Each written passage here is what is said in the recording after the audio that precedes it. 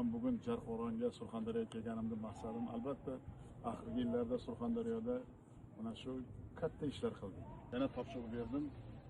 Gidroenergetika bo'yicha 2 karra stansiyalarni ko'paytirasizlar dedim. Nimaga desangiz, surxondaryoliklar endi arzon, kafolatli energiya bilan ta'minlanishi zarur.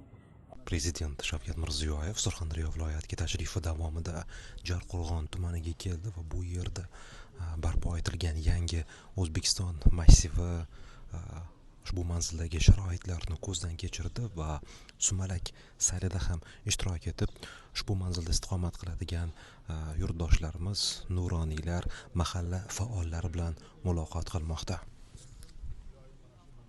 Bitta gapni aytamanki, mehnatimiz bilan hurmat qilishga majbur qilamiz. Kechagi katta davlatlar O'zbekistonni tanagani bitta narsa, tagida mehnat, tinimsiz 10 yillik mehnatimizning natijasi.